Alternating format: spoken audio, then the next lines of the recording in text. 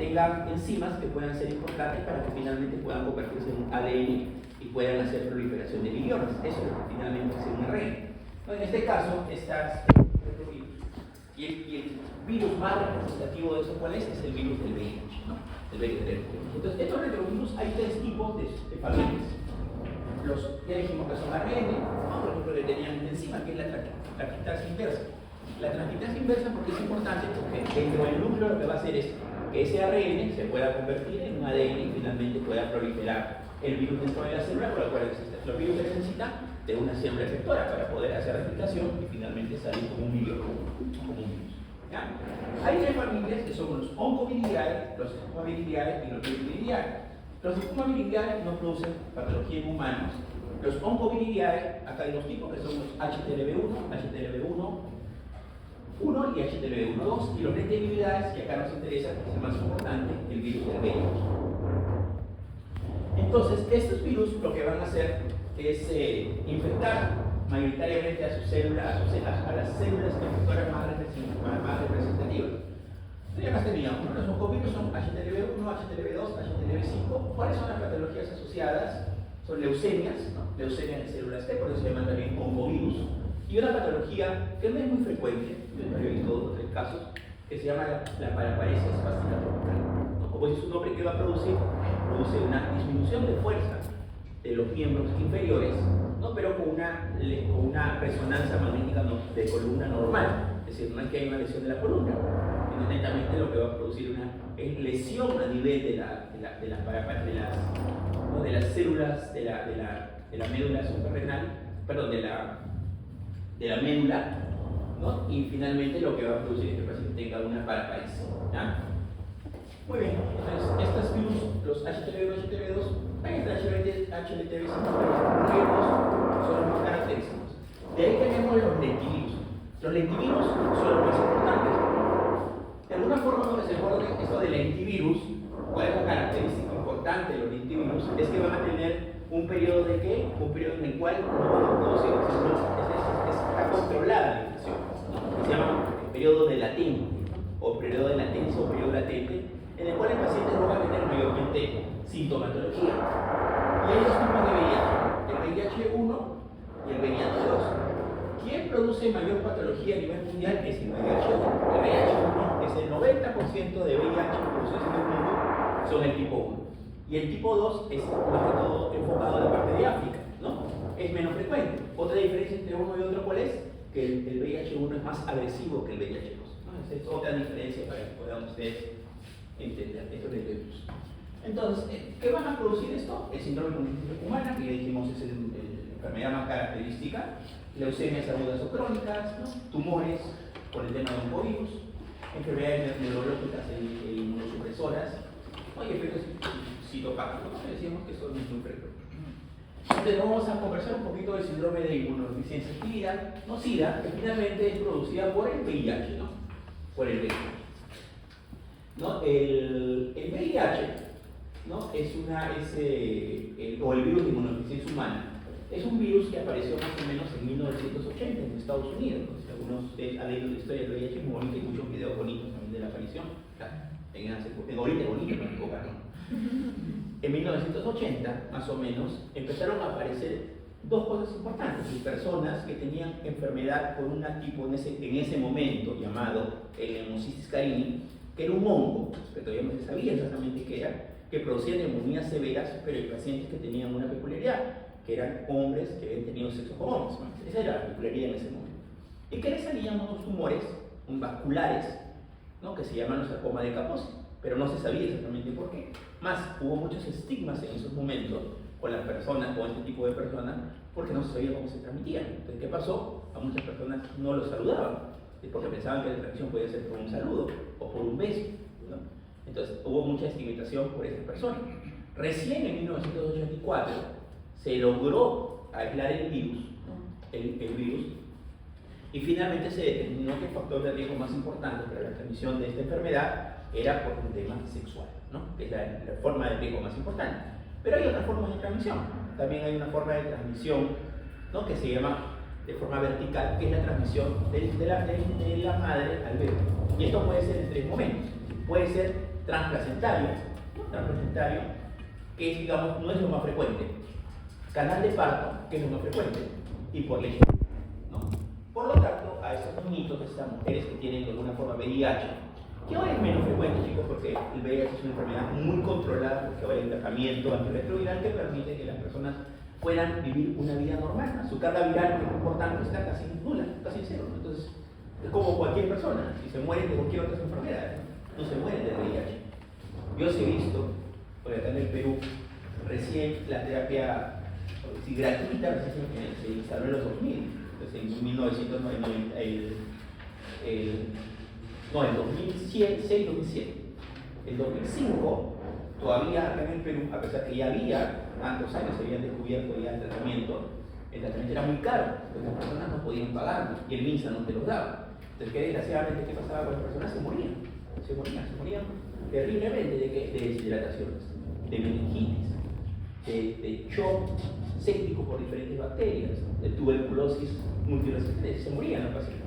Y ahora ya no es lo frecuente. Ahora lo frecuente es que estos pacientes se mueran como cualquier enfermedad, de paciente que no tiene VIH, o tiene mayor riesgo de tener mortalidad por problemas cardiovasculares. ¿Por qué? Porque las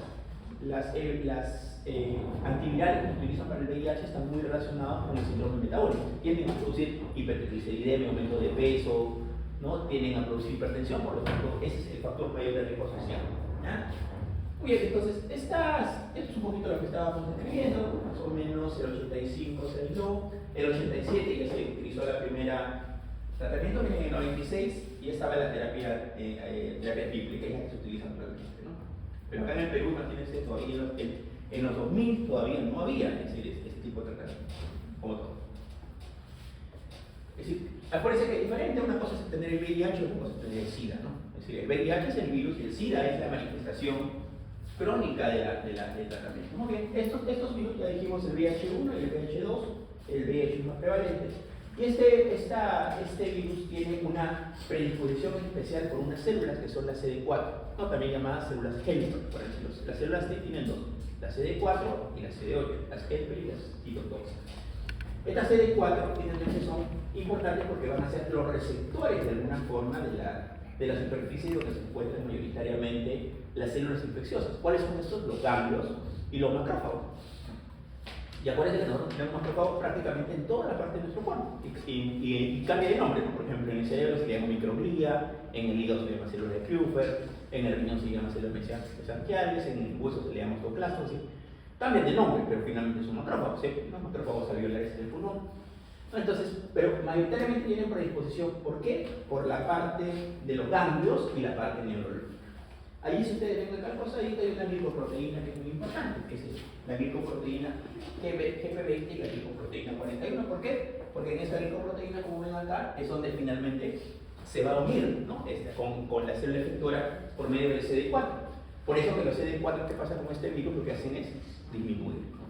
Y eso es lo que finalmente define el SIDA. El SIDA que define cuando los CD4 están menos de 200. ¿Ya? Esa es la definición de alguna forma de SIDA. O cuando hay una enfermedad inmunosupresora, ¿no? Muy bien, esto también ya lo dijimos, cuáles son las vías de transmisión. Faltaba una. La otra vía de transmisión es la vía sanguínea, ¿no?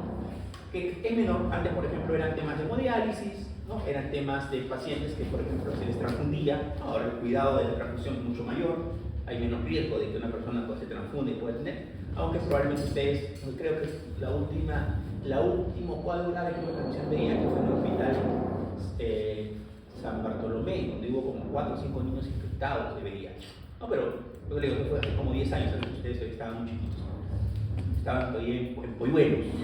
Entonces, pero sí ha habido, ¿no? Es decir, es lo menos frecuente, ¿no? Y volar un montón de cabezas, porque entiéndase que debe haber un riesgo en el tema de transfusión sanguínea, ¿no? Pero también, es un factor de riesgo. Y el otro, nosotros tenemos el riesgo de estar atendiendo a un paciente con VIH y punzarnos y tener un riesgo de transmisión. Entonces también esa parte es el tema de las 3 formas de transmisión del VIH. Entonces el VIH, que decíamos, infecta fundamentalmente los CD4 y los macrófagos, ¿no? La capacidad citolítica del VIH está relacionada con la cantidad de CD4 expresados por la célula, provoca infección lítica de los linfocitos CD4 y provoca una infección persistente. Estos CD4 generalmente son, todo el sistema inmunológico es importante, ¿no? Lo que decíamos acá, macrófagos, reservorios de virus de transporte, se queda ahí. Microglia, macrófagos de pulmón, células dendríticas, no lo que explicamos, si los macrófagos van a ser. Y este macrófago va a tener diferentes funciones. Y finalmente los CD4. Los CD4, ¿no? Va a haber de alguna forma una respuesta que coagulopatías, ¿no? Infecciones cutáneas o patógenos intracelulares que pierden la función, y esto va a producir las infecciones sistémicas oportunistas, desarrollo de bacterias como el Streptococcus caposi, que está relacionado con herpes. ¿Pregunta de examen? Herpes 8, ¿no? Herpes 8. Y el linfoma, ¿no? ¿Y el linfoma está asociado a qué? ¿A qué virus? Epstein-Barr. La semana pasada me dicen, claro, fija chicos, relaciones.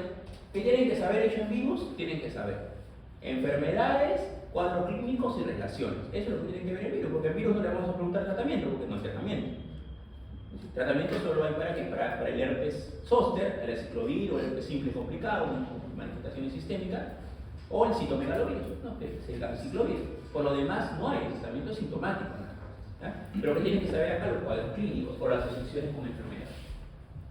Lógico. Ok, entonces, ¿qué decíamos? CD4, ¿no? Finalmente es lo que, es la que se van a afectar.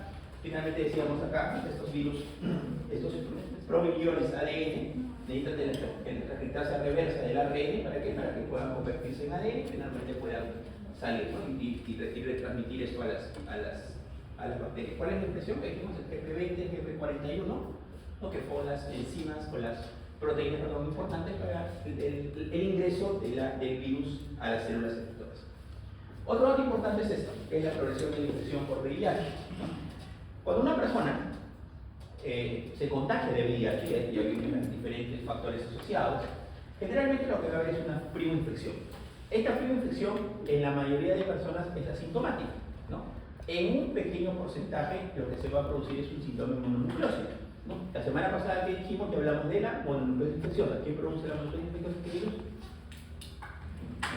Herpes. No, claro, es un tipo de virus herpes, pero ¿cuál es el virus? El Epstein-Barr. El Epstein-Barr produce de alguna forma la mononucleosis infecciosa. Entonces, el síndrome mononucleósido, ¿y cuál dijimos que era la triada de la mononucleosis infecciosa? Era fiebre, adenomegalias y faringitis. No se la triada. Entonces, si decimos que un paciente tiene un síndrome mononucleósido, ¿qué significa? Que tiene patología muy parecida a esto, pero que no es producido por el Epstein-Barr, sino por otro tipo de patología, ¿no? Ya sea una bacteria o ya sea un virus. Entonces, el VIH que produce un síndrome mononucleósido en su primera infección. Pero ¿por qué puede llegar a la consulta de paciente? Por lo mismo, fiebre, faringitis, ¿no? Puede llegar por ganglios, ¿no? un rayo de en el tórax, es la infección primaria. Pero muchos no tienen de alguna forma manifestación clínica. ¿De qué pasa? Acá va a haber una disminución de los CD4. Finalmente estos CD4, como ven ustedes, aumentan un poquito y van a ir disminuyendo en los años. Eso se llama un periodo de latencia. Es decir, ¿cuándo iban a empezar las enfermedades inmunosupresoras o las enfermedades oportunistas? Cuando los CD4 están menos de 200. Bueno, por eso el paciente tiene un periodo de latencia de 10 años. De 8 a 10 años, ¿qué significa? Que esos 8 a 10 años probablemente no va a tener ninguna sintomatología, ¿no? Esa es la característica. ¿Ya? De ahí que tenemos, esta es la carga viral. Si usted ve la carga viral, ¿en qué momento la carga viral es alta? En dos momentos, ¿no? Uno, cuando hay la primera infección, y dos, cuando están las enfermedades oportunistas, porque en ese momento es donde mayor carga viral va a haber mayor destrucción de CD4. Igual, acá ustedes ven la carga viral en esta fase de latencia, ¿cómo está? Está, ¿no? En un estado, digamos, casi normal, ¿no? Es decir, la carga viral no aumenta, se encuentra de alguna forma extraordinaria. Entonces tenemos la primera infección, ¿no? La infección crónico latente, que decimos que puede durar hasta 10 años, y la enfermedad avanzada asociada a la parte de CD4 disminuido, ¿no? Entonces la infección aguda por VIH va a aparecer en 3 a 6 semanas de contagio, ¿no? ¿Y qué decíamos que era lo característico? Es un síndrome mononucleósido, ¿no? Los más frecuentes, ¿no? Ganglio, fiebre, enopatías, cefalea, malestar, anorexia, náuseas, vómitos.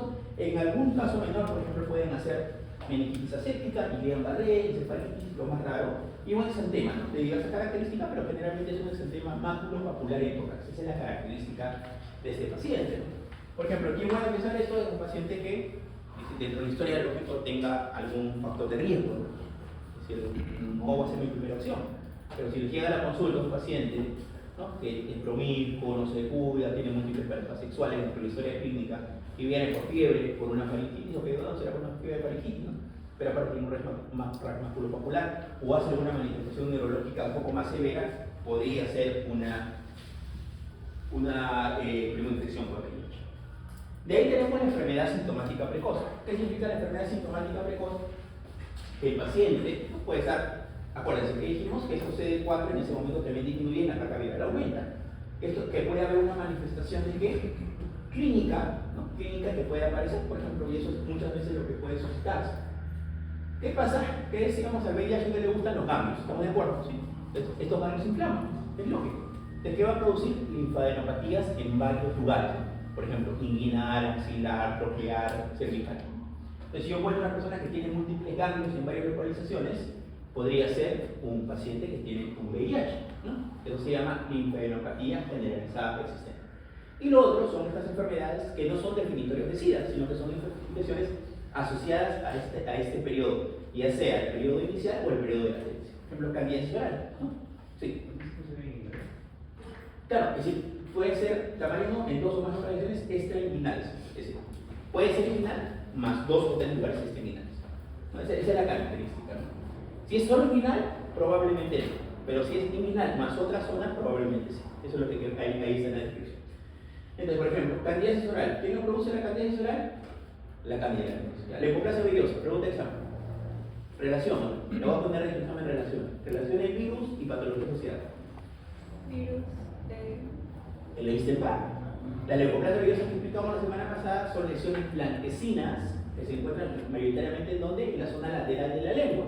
¿Cuál es la diferencia con una cándida? Que cuando tú lo raspas, la cándida sale y la leucoplasia virosa. Esa es la característica. El herpes zóster que dijimos que característicamente que afecta un dermatoma, ¿sí? Afecta un dermatoma, pero ¿qué puede pasar en los pacientes que tienen estadio SIDA? Puede afectar varios dermatomas o puede ser un herpes zóster sistémico, es decir, más de un dermatoma, un dermatoma acá en el tórax, otro en la pierna, ¿no? La cara, ¿no? Varias zonas, o puede ser sistémico, ¿no? Un herpes zóster sistémico. Otro es trombocitopenia, ¿no? ¿Qué virus qué virus es esta trombocitopenia asociado a virus VIH, hepatitis B, hepatitis C? Molusco contagioso, que lo vamos a ver también en dermato, son lesiones umbilicadas, ¿no? Producidas por el virus del molusco contagioso, que es un poliximovirus. Herpes simple residuante, es decir, una persona que hace herpes simples constantes, que sean labiales, pero más que todo, ¿cuáles? Los herpes genitales. Condilomas acuminados, que son producidos ¿por quién? Por el papilomavirus, ¿no? Que son lesiones en coliflor que se producen mayoritariamente en la vagina o en el ano. Esa es la característica del condiloma acuminado producido por la parte de los papilomavirus y los aftoceros. Entonces, en esta fase, en la segunda fase, que es la única proliferación que decíamos, es una infección asintomática de latencia clínica. El virus sigue activo, pero ¿qué pasa? Está de alguna forma controlado en los ganglios o en el sistema de los macrófagos, que se llama el sistema reticular endotelial. Durante esta fase la persona podría no presentar ningún síntoma ni sentirse enferma. ¿Cuánto puede durar esto? Una década. Es decir, este cuadro. Durante la fase de infección crónica se puede transmitir el VIH, lógico, ¿no? Si una persona puede transmitir, porque está, es decir, tiene carga viral no cero, sino tiene una carga viral elevada, no que de alguna forma podría contagiar. Lógico, es menos riesgo de contagio. A ver, ¿en qué momento creen que se puede contagiar más? Es decir, puede haber mayor riesgo de contagio de una persona con VIH. ¿En el periodo de latencia? ¿El agudo? Claro, el agudo. ¿Qué más? La última fase. Y la última fase, en la fase SIDA. ¿Por qué? Porque la carga viral es más alta. Al tener la carga viral más alta, ¿qué significa? Que hay mayor riesgo de que pueda transmitir la infección.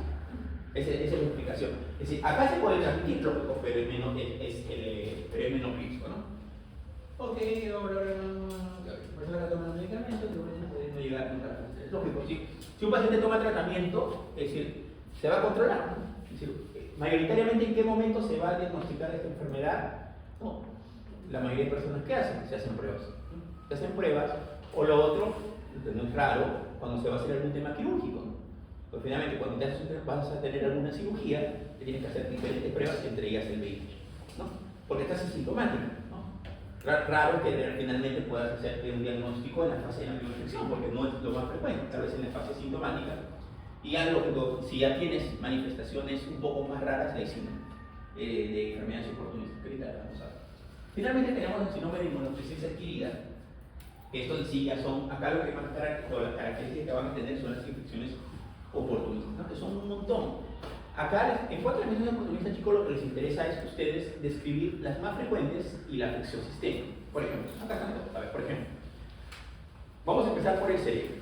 En el cerebro, la patología más frecuentemente asociada como patología neurológica son 4. Uno, que es la más frecuente, es la toxoplasmosis cerebral. ¿Cómo nos contagiamos de toxoplasmosis? ¿Sí se acuerdan? ¿Cómo nos contagiamos de toxoplasmosis? Hay 2 formas. El gato, exactamente. Uno es por las heces del gato, ahí se encuentra el toxoplasma, o por comer gato. Carne de gato. La mayoría no come carne de gato. Acá hay un mito, no sé, ya saben dónde. Hay un mito, pero no necesariamente es verdad. Entonces, mayoritariamente, ¿cuál es? Es el contacto con las heces del gato. Pero ¿qué pasa con el toxoplasma? El toxoplasma nuestro sistema inmunológico lo controla. Entra el toxoplasma y se queda ¿dónde? En el músculo, en el ojo, en el cerebro. Pero ¿qué pasa cuando bajan la defensa? Se reactiva, ¿no? ¿Y qué produce? Accesos cerebrales. Entonces, ¿qué va a tener el paciente con VIH en estadio SIDA asociado a toxoplasma? Va a tener 2 cosas. Convulsiones, porque imagínense, va a haber un acceso cerebral y eso va a ocupar espacio. O si está en una zona motora, ¿qué va a producir? Focalización. Entonces, la principal causa de focalización o convulsiones en un paciente que tiene VIH estadio SIDA no es un ACV isquémico, que es lo más frecuente en un paciente que no tiene VIH, es la toxoplasmosis cerebral. La otra patología asociada a la parte neurológica es la criptococosis. ¿Cómo se transmite la criptococosis? Mayoritariamente asociado a las heces de palomas. Es un hongo, Cryptococcus neoformans. Ese es el hongo. ¿Qué va a producir el Cryptococcus neoformans? El Cryptococcus neoformans lo que va a producir es una meningitis. La principal causa de meningitis en pacientes con SIDA no es el estreptococo, el meningococo, no, es el Cryptococcus neoformans. ¿Qué va a producir el Cryptococcus neoformans? Una meningitis. La producción lugar va a producir leucocitos aumentados, glucosa baja, proteínas aumentadas. Que la característica como hago el diagnóstico, haciendo una examen que se llama tinta china. Tinta china es el clorraquídeo o látex para el criptococo, que puede ser en sangre o puede ser en líquido cefalorraquídeo.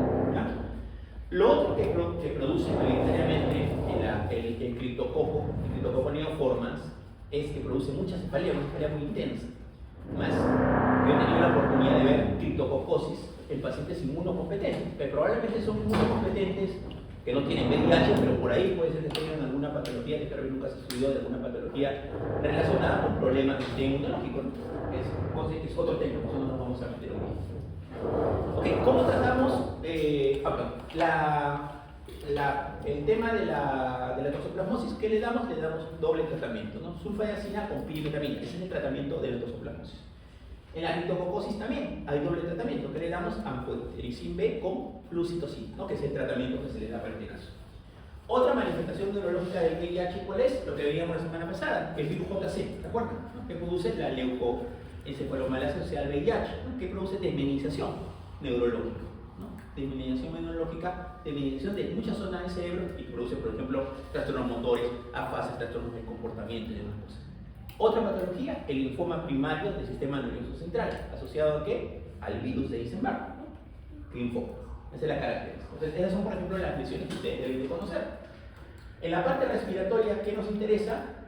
Lo que explicábamos al inicio, ¿no? Que anteriormente había un hongo, un parásito que se le llamaba, ¿no? ¿Qué dijimos? Pneumocystis carini, así se llamaba en mis épocas. Después, por temas de estudio filogenético que se determinó que no era un parásito, sino un hongo, y ahora su nombre es diferente, se llama Pneumocystis jirovecii. El Pneumocystis jirovecii, ¿qué es? Es la principal causa de neumonía en pacientes que tienen VIH o SIDA. ¿Cuál es la característica de esto? Produce fiebre, produce tos seca, y le tomas una placa y parece una neumonía viral, como una neumonía viral, patrón intersticial, que le puede llevar a una insuficiencia respiratoria grave, que el paciente necesite hasta ventilación mecánica, ¿no? Es decir, es un cuadro grave. ¿Cómo lo tratamos este cuadro clínico? De 2 formas. Le damos el trimetoprim, sulfamethoxazol, que probablemente lo conocemos como el Bactrim, que es el tratamiento de elección, y también se les da corticoides. ¿Cuándo se da corticoides? Cuando el paciente tiene una insuficiencia respiratoria marcada. ¿Ya? De ahí, la otra patología frecuente, también me olvidé la parte neurológica, ya lo voy a recordar, es la meningocefalitis por TB. La meningocefalitis por TB, característicamente, es un cuadro subagudo que va a producir fiebre, malestar general, ¿no?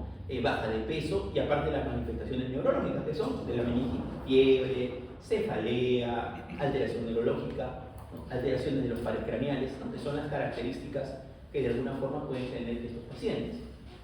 ¿Cuál es la característica hemorragia cefalorraquídea de un paciente que tiene una meningocefalitis por TB? Es que va a haber aumento de leucocitos, pero predominio de mononucleares, es decir, linfocitos. La glucosa baja, las proteínas altas, esa es la característica. ¿Cómo fue el diagnóstico? El diagnóstico mayoritariamente es lógico. Se tiene que hacer coloración de Schmidt-Nielsen, se tiene que hacer cultivo de los Jensen, que son la parte del diagnóstico.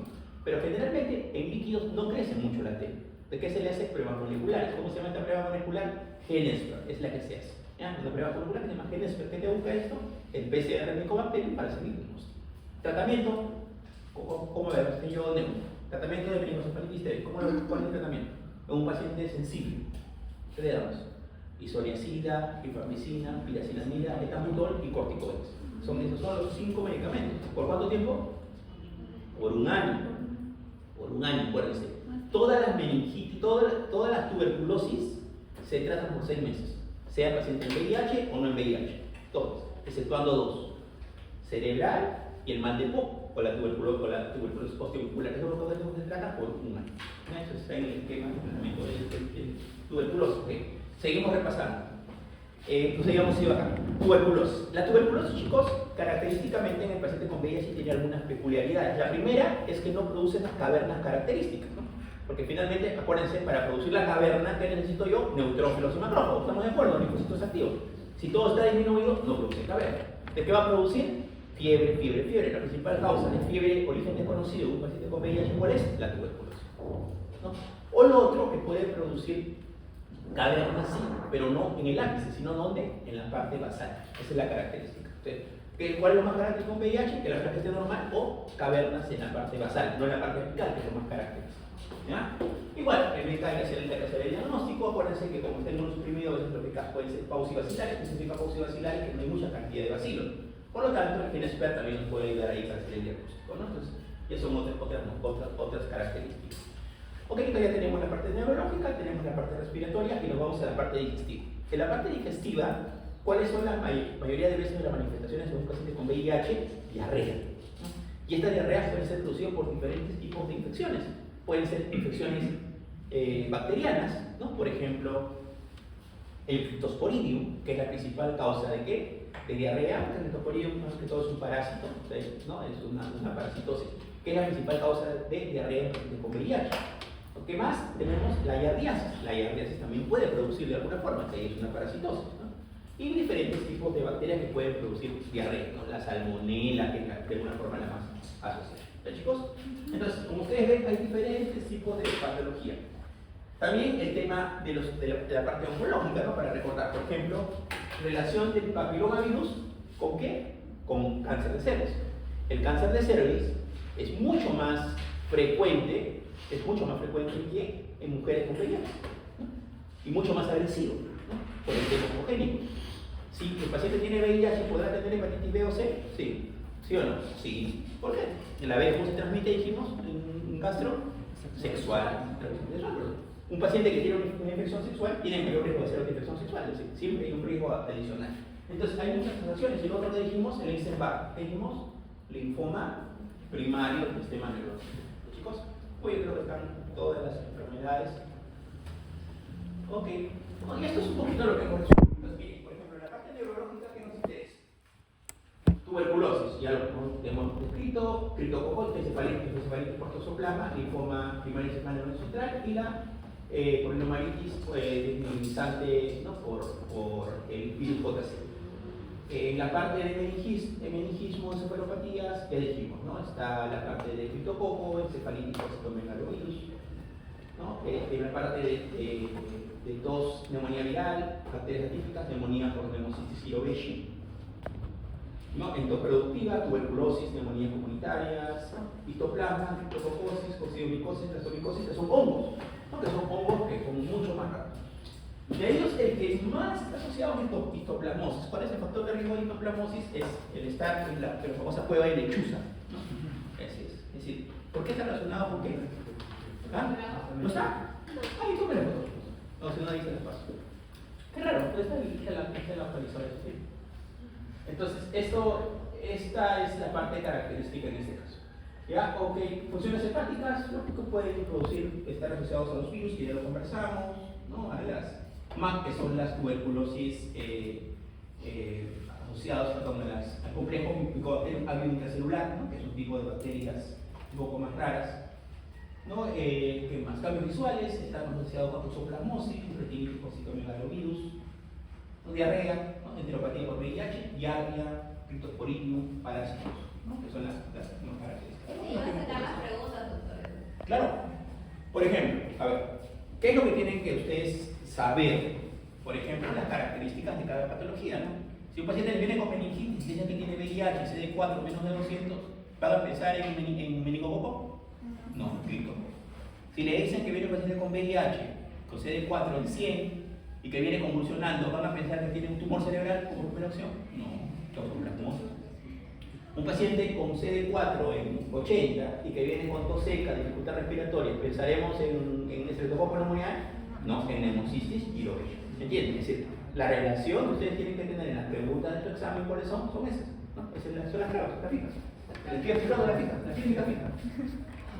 Ok, los métodos diagnósticos. Los métodos diagnósticos, chicos, son generalmente la prueba que por ahora ustedes escuchado 1000 veces, ELISA. ELISA para ver. La ELISA es una prueba que se hace para diferentes diagnósticos de enfermedades, sino que hay ELISA para VIH. La ELISA para VIH en el tiempo ha ido mejorando. Por ejemplo, cuando yo era estudiante como ustedes, existía el famoso periodo de ventana. ¿Qué significa este periodo de ventana? En el cual el paciente tenía la enfermedad y finalmente una prueba podía salir positiva. El tiempo de ventana ¿cuál era? 6 meses. Es decir, esa persona podía estar contagiando a todo el mundo, como ahora. Lo único ahora que finalmente hay tratamiento y las personas no se mueren de esto. Entonces hay que tener mucho cuidado con la vida sexual. Es la recomendación. La parte de directo, finalmente, indirecto que tenemos en este caso las pruebas de ELISA. Estas pruebas han ido mejorando. Se llaman de generación. Por ejemplo, la primera generación, que es de mi época, tenía un periodo de ventana de ¿cuánto? De 6 meses.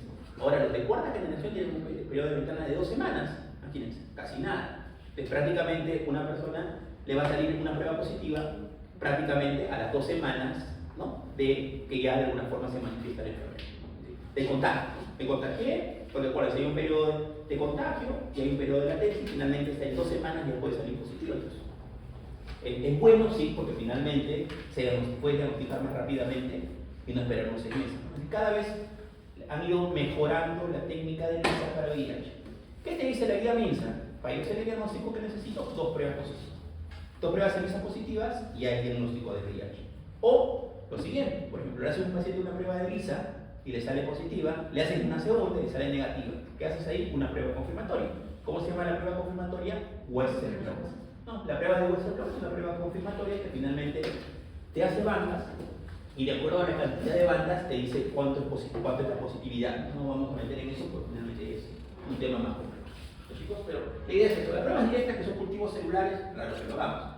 Entonces, esto es, ELISA cuarta generación, detectan antígeno P24 y 24 positivos 2 a 4 semanas. Mucho mejor. Un test positivo de ser confirmado por Western blot. Esto es lo que dice todas las previsiones. Pero acá en el Perú, ¿qué te dicen? Con 2 pruebas ELISA, la guía, 2 pruebas ELISA, ya te dice que el diagnóstico. ¿Sí? Y el diagnóstico. Si es una prueba positiva, te dice que de alguna forma tienes que hacer una prueba confirmatoria. Que te recuerda esa suerte. Son pruebas rápidas, ¿no? Resultado en 20 minutos, puede ser sangre venosa, función digital y oral, detectas los cuerpos, un resultado positivo va a ser confirmado, ¿no? Que son las pruebas de evidencia. La prueba confirmatoria, por lo tanto, es la prueba que puede ser prueba. El tratamiento, chicos, acá es para marear. Lo único que les tiene que interesar a ustedes actualmente es que hay diferentes tipos de medicamentos. ¿Cuál es la función de estos medicamentos? Inhibir, ¿no? Por ejemplo, lo que decíamos, que era ¿qué enzima era importante? Por acá dijimos, inhibidores de la fusión, por ejemplo. Inhibidores de nucleósidos o nucleósidos de transcripción inversa. Entonces, lo que tienen que recordar ustedes, las proteasas, es decir, que el VIH, dentro de su proceso de ingreso a las va a tener diferentes, miren, ¿qué tenemos acá? Miren, proteasas, integrasas, transcripción inversa. ¿Y que finalmente estos antivirales pueden actuar en diferentes tipos de datos. Es decir, eso es lo que nos interesa saber. Y lo otro que nos interesa saber es esto, ¿cuál es el tratamiento dado por el MINSA? ¿No? Porque finalmente hay un tratamiento mundial, porque cada vez, así como todo, hay mayor resistencia a los antirretrovirales. Pero acá en el Perú, el esquema de elección dado por el MINSA es el tenofovir, la enfisibatabina y la elfibarin, que son 3 medicamentos. Sí, estos 3 son los medicamentos de elección: tenofovir, enfisibatabina y efavirenz. Muy bien, esto es lo que te veo en pijama, chicos. Esto no lo vamos a ver, ¿ya? Porque esto es mucho más rápido.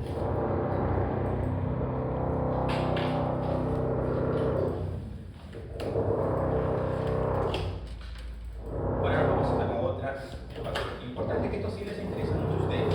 ¿Ya? ¿Por qué? Porque ustedes como médicos generales van a atender, a ver, VIH van a ver, pero generalmente el VIH o las complicaciones del VIH, cuando sean internos van a ver pacientes con VIH, probablemente sí. Van a ver pacientes en estadio de SIDA, probablemente sí. Van a tener que ustedes saber diagnosticar probablemente la hepatitis C. Pero esto es lo más frecuente que van a ver ustedes como médicos generales, que son las infecciones de transmisión sexual, porque generalmente es un tratamiento más de atención primaria, que ustedes van a hacer cuando estén haciendo su serum, o estén haciendo su internado, su serum, y finalmente sean médicos generales. Lo que más van a ver es esto. Esto es lo que ustedes ven. Estas infecciones de transmisión sexual, chicos, que son, como dice su nombre, son enfermedades transmitidas por el acto sexual. Por lo tanto, es el contacto íntimo, el contacto sexual que es lo que va a tener. De todas estas, la enfermedad más representativa es la sífilis, ¿no? Ustedes ven acá que hay imágenes desde la época contemporánea. La sífilis fue traída por los españoles acá al Perú. No había sífilis. Sí, recién empezó a haber sífilis cuando vinieron los españoles trajeron la sífilis. Pero en Europa era el boom, ¿no? Ahí todos, era terrible, así como vistos en las películas, sí, realmente. Entonces, había mucho sífilis, ¿no? Entonces, ¿qué pasaba? Que no había tratamiento. Entonces, finalmente estos pacientes fallecían de las complicaciones de la sífilis. Por eso las complicaciones de la sífilis son dos: neurológicas, los gomas, las encefalitis, y la lesión de la aorta, las aortitis, ¿no? La aortitis epilíptica. Ahora no, ahora sí lo bueno es que tenemos tratamiento, ¿no? Entonces, ¿cuál es el agente patógeno de la sífilis? Es el treponema pálido. ¿Qué es el treponema pálido? Es una espiroqueta, ¿no? Por ejemplo, cuando hemos visto leptospira, una espiroqueta, igual, son espiroquetas. Son móviles, ¿no? Porque tienen una forma así, en espiral. Entonces tienen esa facilidad de poder moverse, ¿ya? La sífilis, como ven ustedes, chicos, tienen diferentes etapas, ¿no? Bien, por lo tanto, ustedes pueden hacer el diagnóstico mayoritariamente en diferentes etapas de la sífilis. Por eso que es importante recordar estas etapas, ¿ya? Muy bien, por ejemplo, en la etapa primaria, ¿cuál es la manifestación primaria de la sífilis? Es esto. El chancro, sí. Y este chancro tiene algunas peculiaridades. ¿Cuál es la peculiaridad de este chancro? Como ven ustedes ahí, ¿no? Que es un chancro, uno, se le llama chancro duro. ¿Por qué? Porque los bordes son duros. Si tú palpas el chancro, la parte lateral es dura. Otra característica que tiene el chancro, ¿cuál es? Que no duele. Otra característica. Otra característica de este chancro es que produce aderopatías, pero generalmente no dolorosas, no duelen. Aderopatías no dolorosas. Otra característica es esto, que no sangra. Si ustedes ven, se le llama úlcera limpia, ¿no? ¿Por qué? Porque no tiene mucho exudado y mucho sangrado, ¿ya? Y la otra característica es que mayoritariamente es una sola úlcera, donde generalmente en el glande, ¿no? En el glande o en la cabeza del cerebro, ¿ya? Entonces, como no duele, ¿qué pasa? Si no duele, ¿irán al médico? No van al médico. Doctor, me salió una noticia, hace como un año, me salió una ulcerita por ahí, doctor, ¿no? Ahí mi tía me dijo que le echara veleta de genciana, que le eche, ¿no? Que le dé, que le ponga ahí, ¿cómo se llama eso que ponen para el dolor? No, porque todos los pacientes que he visto que le ponen. Y nada más se ponen a porque finalmente le ponen mil cosas, pero no es el tratamiento, ¿no? Entonces, ¿ya el paciente cuándo va a ir? Cuando tenga una sífilis secundaria. Entonces, la sífilis secundaria, ¿qué va a producir eso? La sífilis secundaria principalmente puede ser fiebre, dolor muscular, síntomas que desaparecen en unas semanas, es esto, manifestación dérmica, como ven ustedes. Mayoritariamente en donde en palmas y plantas de pies. ¿Cuáles son las lesiones? Como ven ustedes, son lesiones o son máculas que pueden ser eritematosas o pustulosas. ¿Qué significa pustulosas? Que son como pus, ¿no? Así. Ustedes ven acá. Hay como algo blanquito, ¿lo logran ver? ¿Sí? Esa imagen probablemente lo puedan ver. Pustulosas. Son vesículas pustulosas. Esa es la característica. ¿Ya? Ok, en esa etapa se puede hacer el diagnóstico en la etapa primaria, sí, en la etapa secundaria también. Y de ahí tenemos una etapa latente. Es una etapa latente que puede ser temprana o tardía. La etapa temprana, mayoritariamente, es como esta. Puede ser que el paciente esté de alguna forma en esta etapa latente asintomático. No tiene síntomas. ¿De cómo hacemos el diagnóstico? Con pruebas serológicas. Lo mismo que con el VIH. ¿Qué pasó? Esta persona se va a hacer una cirugía, le piden su prueba de BDRL y le sale positivo. ¿No? De ahí le hacen un FTA, le confirman que tiene sífilis, pero ya no está en una sífilis primaria ni secundaria, sino en una etapa latente. ¿Cuál es el riesgo de esa etapa latente? Que si no se trata, acá unos 10, 15, 20 años que va a ser manifestaciones o sífilis terciaria. Y la sífilis terciaria que decimos que afecta, acá. Puede afectar toda la parte, se puede afectar la parte neuronal. ¿Cuál es la lesión característica? Es la goma. ¿Qué es la goma? Es una lesión granulomatosa infiltrativa, ¿no? Porque produce la sífilis en diferentes órganos, mayoritariamente ¿dónde? En el cerebro. ¿Dónde más? Decíamos en el corazón. ¿Dónde más? En la médula, en la parte ósea. Es decir, el goma puede estar en cualquier tipo de órgano. ¿Ya? Transmisión, contacto directo, tratamiento, eso lo vemos después. De la sífilis primaria, la incubación es de 3 o 4 semanas. ¿No? La pápula la pápula se convierte en un chanco sifilítico, hay linfadenopatías dolorosas que curan, y eso es desaparecido, cura de forma espontánea, es decir, esa úlcera se cura, es decir, desaparece, no es que se cure, sino que desaparece, y ese es el tema. Finalmente, si no le duele y se vuelve a sanar, ¿qué pasó? La persona nunca vuelve, ¿no? O sea, otra cosa. En la sífilis secundaria, afectación multisistémica, decimos, puede haber fiebre, malestar general, falta de peso, pero la lesión característica es esto, la piel, ¿no? La piel. Lesiones palmoplantares, pero puede ser una lesión sistémica. Y la sífilis terciaria, de la sífilis de 30 años primaria, es eso, las gomas, acá está la característica de los treponemas que van a producir esto. Sistema cardiovascular, sistema nervioso mayoritariamente. Entonces, ¿cómo hacemos el diagnóstico de eso? Para estos chicos se utilizan dos pruebas, ¿no? Las pruebas no treponémicas y las pruebas treponémicas. En las pruebas no treponémicas, ¿qué se busca? Se busca el daño producido por la espiroqueta, es decir, por la sífilis. Y acá tenemos dos pruebas, ERPR y BDR, que son dos. Estas pruebas, como ven, no es que se busque finalmente anticuerpos o antígenos, sino lo que produce la lesión, por eso se puede tener falsos positivos, ¿no? Estas pruebas no treponémicas también es importante porque te las dan en diluciones.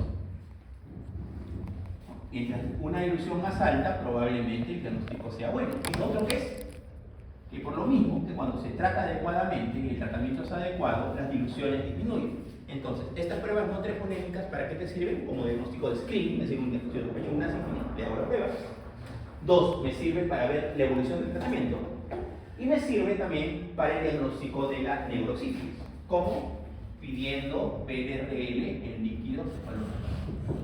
Esta es la prueba con la cual se hace el diagnóstico de neurosífilis en un paciente. Y de ahí tenemos las pruebas treponémicas. Las pruebas treponémicas, la que más se utiliza acá en el Perú es la FTA. ¿Cuál es la diferencia? Que acá no es por diluciones, acá solo te dice es positiva o es negativa. Por lo tanto, el paciente que ha tenido sífilis, esta prueba la va a tener positiva toda su vida. Entonces, ¿dónde sirve para monitoreo? Lo otro de esto es que generalmente aparece antes. Si ustedes le preguntaran, ¿qué prueba aparece antes? ¿Las treponémicas o las no treponémicas? Son las treponémicas. Las treponémicas aparecen antes que las pruebas no treponémicas. Los chicos, entonces, ¿qué se hace acá en el Perú? Acá en el Perú, lo que está recomendado, ya que va a ser difícil, por ejemplo, yo saber si el paciente tiene, es decir, clínicamente lo puedo saber, tengo esta sospecha, pero imagínense que ustedes están a 5.000 metros en Cerro del Paco y les llega un paciente con una úlcera genital. ¿De ustedes qué van a decir? Oye, será así, ¿por qué será? ¿Por qué? Porque hay un diagnóstico diferencial más importante. ¿Cuál es? El chancroid. El chancroid. Este es producido ¿por qué? Por el Haemophilus ducreyi, que es un tipo de bacteria. Haemophilus ducreyi. ¿Cuál es la diferencia? La diferencia entre el chancro, ¿no? La sífilis, bueno, el chancro producido por la sífilis y el Haemophilus ducreyi cambia. Por ejemplo, es lo contrario. En el Haemophilus ducreyi también se le llama ¿qué? Chancro blanco. ¿Por qué? Porque el borde es blanco. los ganglios son dolorosos. Las úlceras pueden ser más de dos, pueden ser, digamos, generalmente en la sífilis es única, pueden ser más de dos. Y lo otro característico es que la úlcera es sucia, se le llama así. ¿Por qué? Porque tiene mucha secreción o hemorragia. Entonces, este chancroide, de alguna forma, es el primo hermano de la sífilis, o se le llama síndrome de úlcera genital. Entonces, como yo no tengo la posibilidad de tener un tratamiento, es decir, saber si esto es por hemófilos ducrei o por sífilis, lo que hago es tratamiento de la úlcera genital. Entonces, ahí se le da tratamiento todo. Ahorita lo vamos a explicar con más detalle. Pero, por ejemplo, para el paciente, acá vamos a poner, ¿no? Sífilis primaria, sífilis secundaria o temprana. Se le da, ¿qué es penicilina? ¿Qué benzatínica? 1 millón intramuscular, no 4.4 millones unidades intramusculares en monodosis. La presentación viene en 1.2 millones. Entonces, ¿qué le dice a tu paciente? Nalga derecha 1.200.000, nalga izquierda 1.200.000. Sí, ya lo trataste. Este es para sífilis primaria, sífilis secundaria o latente temprana. Latente temprana. En latente tardía, que decíamos que acá la única forma, porque el paciente probablemente no tenga clínica, es teniendo pruebas positivas, ¿no? Pruebas treponémicas que confirman las pruebas no treponémicas. Acá sí le vamos a dar que penicilina, que benzatínica, la misma dosis, pero casi son por 3 semanas. Hoy es martes, ¿no? Por ejemplo, hoy diagnosticaste a este paciente con una sífilis, ¿no? Tardía, ¿no? Latente tardía. ¿Qué hago? Hoy martes le coloco una dosis de 2.400.000. El otro martes le vuelvo a colocar otra dosis y le vuelvo a colocar una tercera dosis. Por lo tanto, son 3 dosis, pero en una semana diferente. Y la neurosífilis, acá sí el tratamiento, por eso que el tratamiento es penicilina, ¿estamos de acuerdo? ¿Sí? Solo que acá es penicilina G, y acá es penicilina, es decir, G benzatínica, y acá es penicilina G endovenosa. Entonces, acá vamos a utilizar para la neurosífilis penicilina G endovenosa. Ya es el tratamiento de elección para la neurosífilis. Se recomienda en todos los pacientes, que porque acá aparece, puede haber enemigos de penicilina, sí. Entonces se recomienda que se le puede dar acitromicina o amoxicilina, solamente en quienes no se recomienden las gestantes. En las gestantes sí se recomienda lo que es hacer pruebas de tolerancia de penicilinas. ¿Y qué haces? Le vas colocando dosis cortas de penicilina para que haya sensibilización y finalmente ya le das el tratamiento completo a la mujer embarazada para que de alguna forma pueda disminuir el tema o el riesgo de transmisión de la sífilis hacia el bebé. ¿Ya? Muy bien, entonces este es el tratamiento. El chancroide, ¿con qué lo tratamos? Con acitromicina o doxiciclina. Por lo tanto, el esquema de manejo de úlcera genital, ¿cuál sería? No, en una úlcera genital sería darle penicilina benzatínica, ¿estamos de acuerdo? 1.200.000 más darle 1 gramo de acitromicina o doxiciclina por 7 a 10. ¿Ya? Ese es el esquema general, ¿no? Lo que ustedes están en Cerro de Pasco haciendo un serum, ese es el esquema que tienen que utilizar, ¿no? Porque finalmente no van a saber si es por hemófilo ducrei o si es por sífilis, ¿no? Ese es el esquema utilizado. La gonorrea, este es otro síndrome. La gonorrea, ¿qué síndrome produce? Síndrome de descarga uretral. El síndrome de descarga uretral mayoritariamente es producido por 2 bacterias. ¿Por qué? Por la gonorrea, que es la Neisseria gonorrea, que es un coco gram negativo, y por la clamidia trachomatis. Por eso la clamidia puede producir un montón de infecciones. Esta Neisseria gonorrea puede, de alguna forma, tiene pilis que hacen que se adhiera, ¿no? ¿Hacia dónde? Hacia la zona de la uretra, o sea, el recto faríngeo conjuntiva. Estas pilis tienen esa facilidad. Lo otro que cuando yo le hago, por ejemplo, esta gonorrea, ¿no? Esta secreción que de alguna forma va a eliminar el paciente, mayoritariamente masculino, también puede ser la mujer, ¿no? Por eso en la primera clase vimos eso, ¿no? Que los hombres generalmente son los que manifiestan más clínicamente la infección y las mujeres son las portadoras asintomáticas porque son menos sintomáticas, ¿no? Entonces, las mujeres tienden a producir mayor riesgo de contagio. Entonces, ¿qué pasa? Yo le hago a esta secreción, le hago un cultivo, o le hago un gran cultivo y finalmente lo que voy a encontrar es, característicamente, esto. cocos gram positivos dentro de polimorfos nucleares o intracelulares, que eso prácticamente es el diagnóstico más importante para la prueba diagnóstica de una gonorrea, ¿no? Si qué le haces netamente a la secreción, le haces un gram y le haces un grupo. Eso es lo que tienes que hacer. Alto riesgo de portadores asintomáticos, que dijimos que son los portadores asintomáticos, mayoritariamente las mujeres, ¿no? En varones, uretrisuria, secreción uretral.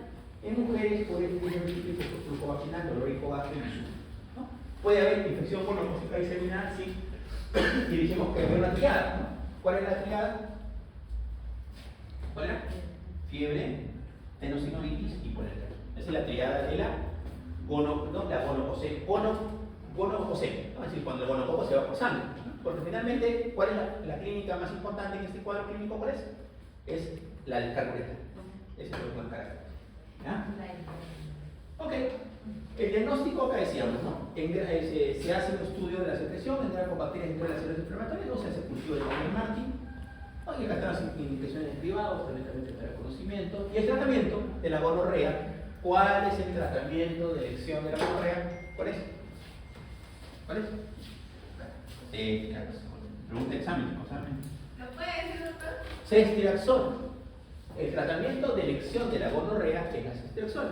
¿Cuánto? Se le pone 500 miligramos en dosis única. Ese es el tratamiento. Es una dosis única. Pero ¿qué dijimos? Que esta gonorrea tiene su primo hermano. ¿Cuál es él? ¿Cuál dijimos? Clamidia trachomatis. La clamidia trachomatis también te produce una uretritis. Y acá el tratamiento de elección, ¿cuál es? La acitromicina o la doxiciclina. Por lo tanto, a un paciente con úlcera genital, ¿qué le vamos a dar?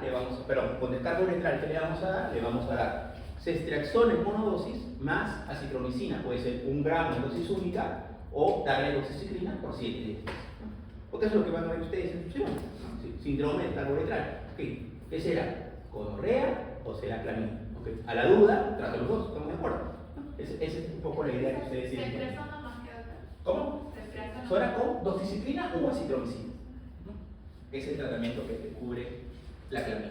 ¿Ya? La clamidia es la causa más frecuente. Si ustedes le preguntan, ¿cuál es la causa más frecuente de síndrome de descarga uretral? No es la gonorrea, es la clamidia. La clamidia es la más frecuente. Clínicamente similar a la gonorrea, y esto produce a otras patologías. Por eso, la sonopatía neonatoma. ¿Qué produce esto? Produce conjuntivitis en los niños.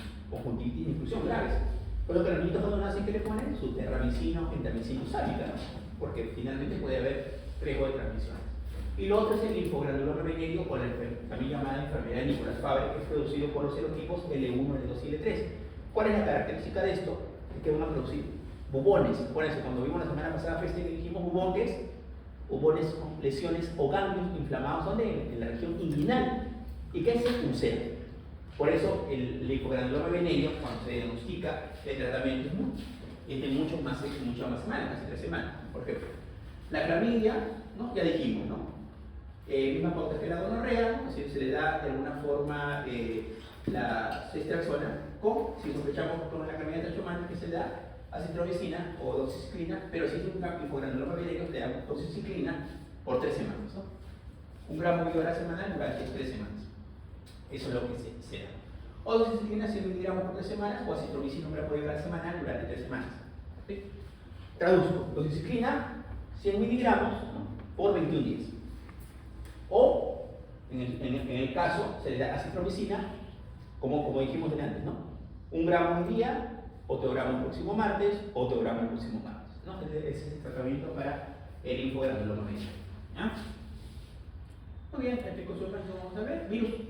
El virus VIH, el virus del herpes simple 1 y 2, que lo vimos la semana pasada. El 2, por ejemplo, ¿qué va a producir? Va a producir las úlceras genitales. ¿Cuál es la diferencia si yo quiero suponer síndrome de úlcera genital?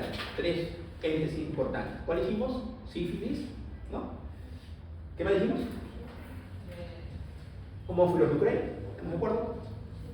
Y 3, los herpes. ¿Cuál es la diferencia? Que estas lesiones herpéticas, 1, aparecen como vesículas, 2, se ulceran, 3, son muy dolorosas, 3 y 4 producen ganglios dolorosos. Esas son las características. Son pequeñas y múltiples, ¿no? Esa es la característica de eso. El ser humano es el único reservorio, pero la infección son latentes y reactivaciones, y esta es otra característica, que estos herpes se pueden reactivar, ¿no? Eso ya lo explicábamos la semana pasada, se queda de alguna forma en el plexo sacro y se reactiva. Infección primaria, ¿no? Fase prodrómica, 24 horas, ¿no? Hay fiebre, malestar general, alteraciones en la zona genital, que esta es la primera infección. Y finalmente la manifestación secundaria es la recurrencia, ¿no? Que es las zonas de presentación. El diagnóstico es clínico, algunas cosas se puede hacer parte de cultivos, pruebas de PCR, ¿no?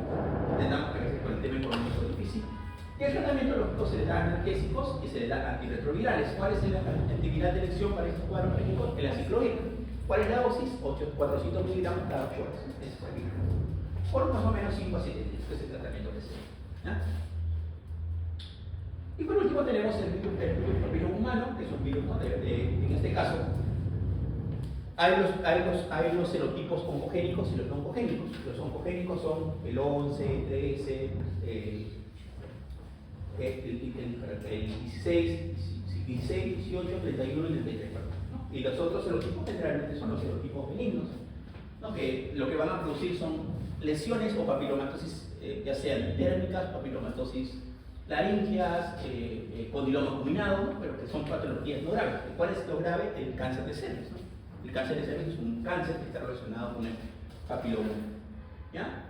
Este es el tratamiento finalmente en cuanto al tratamiento que se le puede dar, ¿no?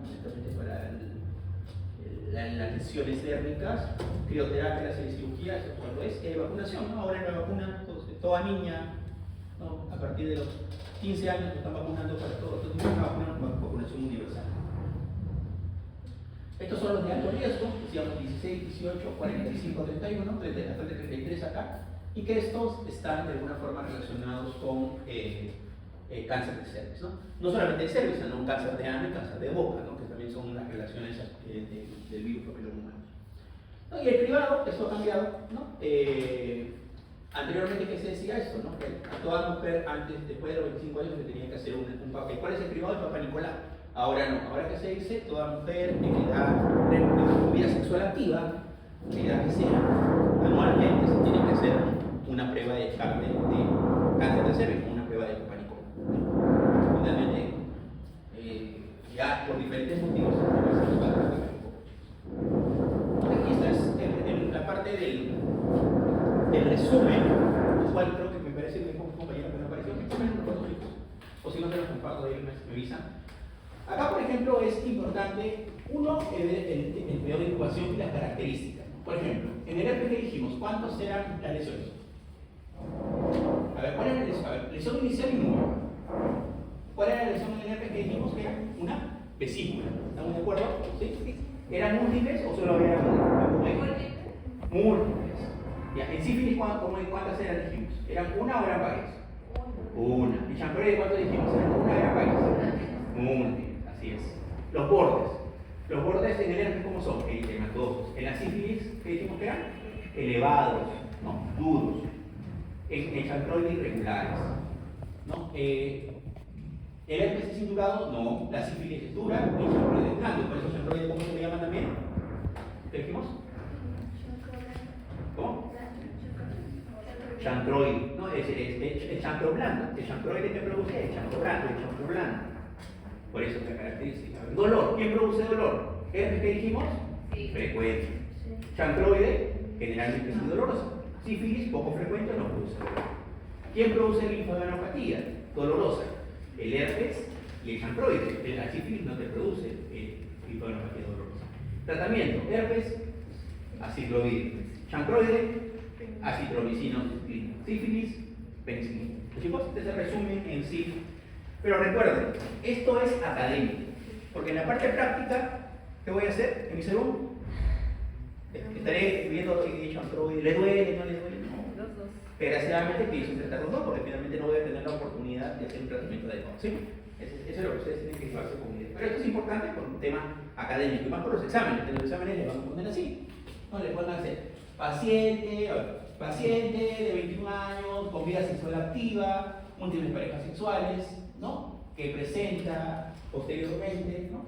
Lesiones vesiculares múltiples, dolorosas, ¿no? ¿Qué más? Eritematosas en la región del glande. Indique cuál es su sospecha clínica. ¿Cuál sería? Herpes, sífilis o chancroide. O ninguna anterior. Herpes, así lo que me preguntar. O lo otro, por en el caso clínico le dicen, según el caso clínico, ¿cuál sería el tratamiento de elección en este caso? Según las características de la úlcera o la lesión producida. Aciclovir, ¿estamos de acuerdo? Otra pregunta, sí, paciente de 70 años, paciente de 30 años, ¿no? Que presenta lesión ulcerosa única, bien delimitada, no purulenta, dura, presenta ganglios no dolorosos, sospecha. Sí. En este caso clínico, ¿cuál sería el tratamiento de elección? Penicilina. ¿Cualquier penicilina? ¿Cuál? Penicilina benzatínica. Así es, penicilina benzatínica. Porque si es neurosífilis, ¿sería penicilina benzatínica? No, sería penicilina G cristalina. ¿Estamos de acuerdo? ¿Sí? Muy bien. Así va a pedir todo. Así es. Ya depende de ustedes. Muy bien. Igualito. Nos quedan solo dos clases, chicos, para avanzar, que son shock séptico, tres. Pasamos shock séptico, ahí nos quedan dos clases. Avanzamos ese y descansamos por ahí. Muy bien. Esto del shock séptico, chicos, rápidamente lo vamos a ver. Esto ha cambiado en el contexto del tiempo. Cuando yo era estudiante con ustedes, es que hablábamos de SIRS, de sepsis severa, que son términos que en el tiempo han desaparecido. Por ejemplo, esto era porque yo era estudiante. ¿Qué te decían? Un paciente que tiene una infección, por ejemplo, te decían, tiene una celulitis, una neumonía, y aparte tiene SIRS, es decir, cumplía dos de estos cuatro criterios que te decían, ok, el paciente tiene una sepsis. O que si tenía alguna de estas alteraciones, que tenía una sepsis severa. Pero esto ha desaparecido, por ejemplo, recientemente como parte de la historia, siempre lo menciono para que ustedes vean cuál ha sido el caso. El shock séptico sí existe como definición actualmente, es decir, prácticamente que nos hemos quedado con dos diagnósticos, sepsis y shock séptico, nada más. No existe la sepsis severa ni el SIRS, eso ya desapareció. Y esto también ha cambiado los criterios. ¿Cuál es lo grave de la sepsis? Que finalmente la sepsis y shock séptico te van a hacer que tus órganos disfuncionen y te mueres. Es decir, la paciente con sepsis y shock séptico no se muere de la infección, se muere de la disfunción que produce esta infección en diferentes órganos y sistemas, y de eso se muere. Esa es la característica de esto. Shock, fallo multiorgánico y muere. Entonces, actualmente, ¿cuál es la definición de sepsis? ¿No? Anteriormente, ¿qué decían? Sepsis, ¿qué es? Foco infeccioso más 2 de 4 veces. Ahora que se ha visto que la sepsis es una disfunción orgánica causada por una respuesta anómala del huésped a la infección que supone una amenaza para la supervivencia. En traducción, normalmente, cuando yo tengo una infección, ¿qué debe haber? Un equilibrio en la parte proinflamatoria y la parte inflamatoria. Entonces, yo tengo, voy a poner un ejemplo, una faringitis, un cuadro diarreico, una celulitis, una neumonía. Normalmente, aparte del antibiótico, ¿qué tiene que haber? Un equilibrio entre la parte proinflamatoria y la parte inflamatoria. La parte proinflamatoria es la que nos va a defender, ¿sí? Pero ¿qué pasa si esta parte proinflamatoria se exacerba? O la parte inflamatoria no regula la parte inflamatoria. ¿Qué va a pasar? Se sobreexpresa la infección y finalmente va a haber una liberación de citoquinas. Y esta liberación de citoquinas lo que va a producir, ¿qué es? Que haya disfunción de órganos, ¿no? Y esto finalmente va a producir la sepsis. Esto también es nuevo, ¿no? No tan nuevo, ¿no? Pero igual hay que conocer lo que es el SOFA, ¿no? El SOFA es una escala que se utiliza mucho en los hospitales para ver cómo esta sepsis ha afectado a los órganos, ¿no? O disfunción de órganos, fallo de órganos sepsis, ¿no? Que es el QSOFA. Entonces, este QSOFA podemos evaluarlo desde una parte de prehospitalaria o en la parte de emergencia, ¿no? Si cuando un paciente tiene más de dos de estos, es decir, de estos tres criterios tiene dos, decimos que el paciente tiene una sepsis, ¿no? Aunque esto ha quedado en desuso, se duda que finalmente todavía podemos utilizar. Alteraciones de la conciencia, un blanco menos de 12, una presión arterial sistólica menos de 100, una frecuencia respiratoria mayor de 22. Nos hablan de que dos de estos tres, más un foco infeccioso, nos hablan de sepsis. Pero esto es lo más importante. Decíamos que la sepsis lo que va a hacer es afectar los órganos. Por lo tanto, tenemos el SOFA. ¿Cuál es la diferencia entre el QSOFA o el SOFA rápido y este SOFA? Es que el QSOFA solo es clínico. Acá necesitamos clínica y laboratorio. Por lo tanto, esto no lo voy a poder aplicar en Chumbivilca o en Cerro del Pasco, ¿no? O en, no sé, donde toque ir a hacer su segundo. Por lo tanto, ahí utilizamos todo el QSOF. En cambio, el SOFA sí necesita laboratorio. ¿Cuáles son los parámetros? La parte respiratoria, el PAFI, plaquetas, respuesta o no, o está con vasopresores, escala de Glasgow, creatinina o URES, ¿no? Que son los que evalúa el SOFA. Para yo decir que un paciente tiene sexo, ¿cuándo tiene que tener? 2 puntos. ¿Sí? 2 puntos de SOFA. Ok, entonces, miren, las diferencias. ¿Qué desapareció? Sepsis severa, ya no existe. Entonces, ¿cuándo hay infección? Cuando el paciente tiene más de 2 puntos de QSOFA o 2 puntos de SOFA. Y el shock séptico que antes era sepsis más hipotensión, ahora es sepsis que necesite vasopresores o que tenga lactato. Que necesitemos vasopresores para una presión arterial media o mayor de 65 o que el lactato esté alto, a pesar de que le hemos dado volumen. Esa es la característica del shock séptico. Por ejemplo, un paciente tiene una celulitis, ¿no? Y llega con una presión 80-40 a la emergencia, ¿no? Ok, yo digo que tiene fiebre, leucocitosis, o que el QSOFA tiene 4 puntos, para que tengan el ejemplo. Ok, tiene sepsis, es tipo tenso, le pongo volumen, mejora. ¿Qué pasó? La presión que estaba en 80-40 mejoró hasta 120,80, mejoró. El lactato tal vez al inicio estaba en 3, le tomo lactato hasta en 1, mejoró. En cambio, otro paciente, le pongo volumen y no mejora. El lactato estaba en 4, sigue en 4. ¿Qué tengo que decir? Le puse volumen y no mejora. ¿Qué tengo que hacer ahí? De alguna forma, pensar que el paciente tiene un shock séptico. ¿Qué tengo que hacer? Darle vasopresores. ¿Cuál es el vasopresor de elección? La noradrenalina. ¿Ya? La noradrenalina. Esa es la característica. ¿Ya? Entonces, ¿qué de nuevo? Desaparecen los criterios de CIS. Ya lo explicamos, desaparece ese grave. El SOFA es de alguna forma el que toma mayor preponderancia y el clínico el SOFA que decimos. Entonces, en cuanto a la fisiopatología, acuérdense, los puntos más importantes. Los gram negativos, ¿cómo produce esa reacción inflamatoria? Por medio de los lipopolysacáridos de la membrana. Y los gram positivos por la acción del cuerpo. Acuérdense que finalmente estos van a tener unos receptores especiales, los toll receptors. El toll receptor 4 para gram negativos y el toll receptor 2 para gram positivos. Finalmente, esto va a afectar un tema de reacción inflamatoria al núcleo y acá está la respuesta inflamatoria y antiinflamatoria. Cuando se regula esto, se produce la infección. Muy bien, esto es lo mismo que explicaba. Entonces, el shock séptico, que es su conjunto de sepsis, donde va a haber necesidad de vasopresores, pero acuérdense que antes tengo que haberle pasado volumen. ¿Cuánto es el volumen? 30 mililitros por kilo. Cuando una persona pesa 70 kilos, ¿cuánto será? 200. Si una persona pesa 80 kilos, 400. Es decir, tengo la presión. Le pasa ese volumen en 3 horas y si el paciente no mejora su presión, ya digo que es un shock seco. O que necesite vasopresores para tener una presión media o que tenga un lactato mayor de 2, ¿no? Esa es la característica. Entonces, en signos vitales, revista y taquicardia, que son los síntomas generales, pero los síntomas de cada infección, que es una característica. No, diagnóstico, leucocitosis, puede haber bastante desfaseo muy elevado, procalcitonina, y esto es importante, ¿no? Gran cultivo y lactato, que son la parte importante. Entonces, siempre que debo hacer un paciente que sospeche que tiene sepsis o shock séptico, hemocultivos. O pancultivos, ¿no? Puede ser o depende de dónde piense que es un infeccioso. Por ejemplo, si es una meningitis, quiere una pulsión. Si es una antiséptica, quiere una antiséptica. Si pienso que es un empiema, quiere un drenaje, ¿no? una toracocentesis o un drenaje torácico. Si pienso que es una ITU, un sedimento. ¿Sí me entienden? ¿Sí? Cultivar de dónde estoy haciendo el procedimiento. Si es un acceso intraabdominal, trayendo el acceso y lo cultivo. La idea es cultivar todo lo que se pueda o que sospechemos que puede ser el foco infeccioso. Y hemocultivo, siempre hemocultivo, ¿no?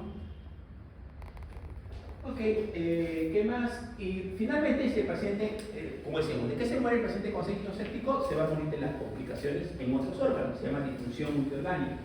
Por ejemplo, si un paciente hace una de las complicaciones del shock séptico, ¿cuál es? Es el síndrome de dificultad respiratoria agudo, es decir, que hacen un AS, ¿no? Al pulmonar que necesitan ventilación mecánica, o hacen falla renal y necesitan hemodiálisis, o están haciendo una vasodilatación extrema y necesitan vasopresores. Es decir, esto es el manejo que se hace generalmente en UCI, el tema del tratamiento. Otra cosa importante es esto, que cuando yo tengo esta sospecha de sepsis, lo que tengo que hacer es iniciar lo más rápido posible el antibiótico, ¿no? Y que sean antibióticos bactericidas, digamos. No, acá está. Sí. Mientras más rápido inicia el antibiótico, menos riesgo de mortalidad, mayor supervivencia. Esa es la explicación de este cuadro. Estas son las características. Y de acuerdo a esto son los focos respiratorios, es decir, qué es lo que yo sospecho de acuerdo al tratamiento que debo dar, de acuerdo a si es una neumonía o es un sistema central comunitario, SARS, eso lo hemos escrito en cada tema cuando hemos visto, ¿no? Por ejemplo, hoy vamos a ver después sistema nervioso. Conclusiones. Cultivar siempre debemos de cargar su inicio antimicrobiano, lo decimos esto. Diagnóstico y tratamiento antibiótico precoz para la sobrevida, control de cosas con menor insulto fisiológico, implementar medidas de apoyo, ¿no? De acuerdo a la característica que es. Muy bien. ¿Qué es? Ya chicos, descansamos 6 minutitos. 3:30 continuamos. Nos faltan 2 clases. Viernes.